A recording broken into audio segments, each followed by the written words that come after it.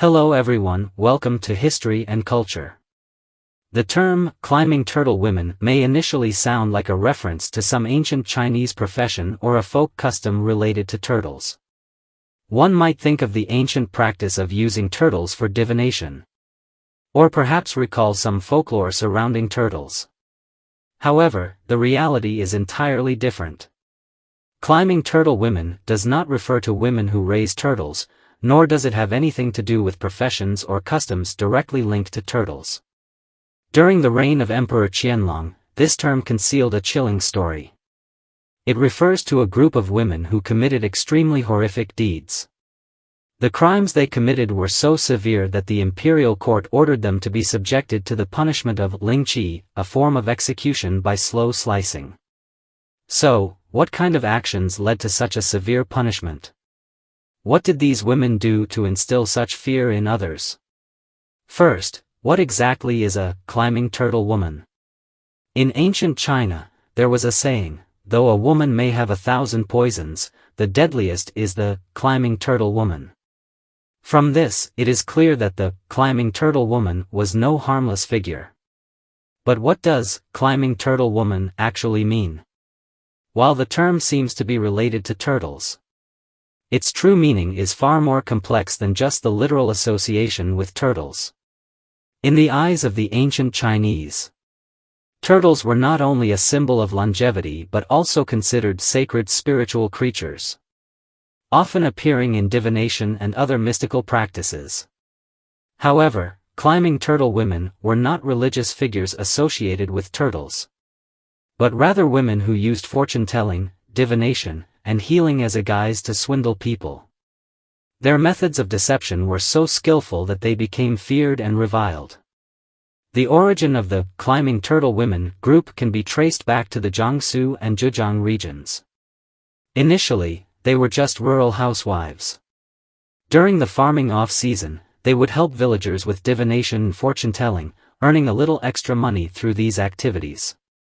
Since medical conditions in ancient times were quite poor, many people who fell ill often couldn't receive timely treatment. Combined with the widespread superstition at the time, people tended to attribute their illnesses to bad luck or offending deities, which created a market for the climbing turtle women. These women exploited people's superstitions, using simple tricks, herbs, and talismans to make a living. They might give seemingly effective advice or prescribe harmless herbs that appeared to help others but were actually just a means to swindle money. However, as time went on, the situation changed. These climbing turtle women gradually realized that fortune-telling and healing didn't bring in money fast enough. So they began to escalate their deception. What had started as petty scams slowly evolved into more systematic frauds. In pursuit of greater profits, they didn't hesitate to harm innocent people, employing increasingly sinister tactics. For example, during the Zetian era of the Qing dynasty, there was a notorious case involving a group of climbing turtle women that became a textbook example of fraud. One day, a family was trying to drive a snake away that had suddenly appeared in their home. As they anxiously dealt with the situation, the climbing turtle women saw an opportunity and quickly arrived at their door. They used threatening language to scare the family, saying, "You shouldn't have driven the snake away. You've offended the snake immortal. What will happen if the snake immortal comes back to take revenge?" These words terrified the family, who began to believe they had indeed angered a deity. In a state of panic, they became deeply fearful. That night, the climbing turtle women secretly brought a black snake and placed it at the doorstep of the family, claiming that it was the snake immortal bringing disaster. When the family saw the snake, they were so frightened that they nearly lost their minds, urgently begging the women for help. The climbing turtle women then offered some miraculous methods and demanded large sums of money from the family, claiming that only by paying could they avert the disaster and solve their problems. In the end, the family, without hesitation, handed over all their savings to them. These climbing turtle women seized the opportunity to take the money and quickly left, searching for their next target. This method was just a minor example of their deceptive practices. Even worse, these climbing turtle women used such intimidation tactics to bankrupt many poor families, with some even losing their homes or loved ones. If the climbing turtle women were merely deceiving people to make a profit, perhaps that would not have been enough to enrage the court and lead to the imposition of the extreme punishment of lingchi, death by 1,000 cuts. The most heinous of their actions, in fact, was trafficking women and children. These climbing turtle women often claimed to possess divine powers, saying they could see through a child's future and even predict their achievements. Sometimes, they would tell parents from poor families, "Your child has remarkable bones and exceptional talent. If you let them follow us for training, they will definitely have a bright future." For parents living in poverty with no hope for the future, this was undoubtedly a huge temptation. Thus, they handed their children over to these so-called shamans, in the hope that their children's future would be bright. But the children would never return, and the families never saw them again. In reality, the children who were tricked away had already been sold to distant places.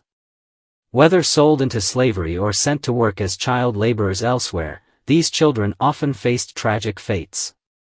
Many parents spent years, even decades, searching for their missing children, only to never find any trace of them. The parents, who had lost their children, not only endured deep suffering but also became innocent victims of these trafficking crimes. But child trafficking was not the only crime committed by the climbing turtle women. They also trafficked women. They would fabricate all kinds of lies to deceive women who were living in difficult situations or lacked security, convincing them to follow them with promises of changing their fate or eliminating disasters. Using divine power and magic as a disguise, they gained the trust of these women, promising to help them change their destinies. However, the truth was that once these women followed them, they would be sold to distant lands to become servants or courtesans. Many families were shattered as a result. Parents lost their children, husbands lost their wives, and entire households fell into endless pain and despair overnight. This heartless trafficking not only destroyed many innocent lives but also left those already living in poverty even more helpless. The evil deeds of the climbing turtle women brought a heavy disaster to society. Furthermore, the crimes of the climbing turtle women went far beyond deception and the trafficking of women and children. The most terrifying crime they committed was what was known as the killing of children to take the placenta trade. In ancient times, the placenta was considered an extremely valuable medicinal ingredient, referred to as purple river car. People believed it could nourish the body and strengthen vitality. And some wealthy individuals, out of superstition, were willing to pay a high price for it, even considering it a secret recipe for longevity. The climbing turtle women discovered this market demand and began to approach pregnant women under the guise of assisting with childbirth or observing the fetus, with ulterior motives. Once they come into contact with pregnant women, they take advantage of the victim's lack of attention, using narcotics to render them unconscious. They then cruelly kill the fetus, remove the placenta, and sell it to black market drug dealers. These methods are extremely brutal. The pregnant women either die during the process, or suffer excessive blood loss or severe injuries, ultimately falling into a serious health crisis. Meanwhile, the children in their wombs are invariably killed. It is worth mentioning that during the Qianlong period, the Imperial court took unprecedented measures to punish the heinous act of climbing tortoises. This criminal behavior had formed an extensive black market chain, with numerous victims, which was horrifying. The court was deeply shocked, considering this not just an isolated crime, but a serious challenge to social morality and law. Upon hearing about these events, Emperor Qianlong was furious and determined to take strong measures without leniency. In order to eradicate this evil, he ordered a meticulously planned large-scale crackdown. During this operation, many climbing tortoises were arrested, and the case was quickly investigated. After thorough interrogations, the truth of the matter was revealed, and the entire society was stunned. The climbing tortoises were not only involved in fraud and human trafficking, but also engaged in numerous other malicious acts, far worse than expected. In light of their heinous crimes, Emperor Qianlong believed that they could not escape the punishment they deserved. Because their crimes were extremely severe, Emperor Qianlong decided to impose the death penalty. Ultimately, the court decreed that they be executed by lingchi, also known as death by 1,000 cuts, one of the most severe and brutal punishments of the time. The execution process was agonizing, and its purpose was to eliminate the threat they posed to society in the most extreme way.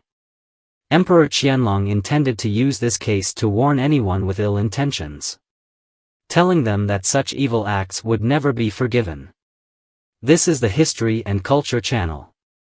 Liking and subscribing are the greatest help and support to us. Thank you everyone, and see you in the next time.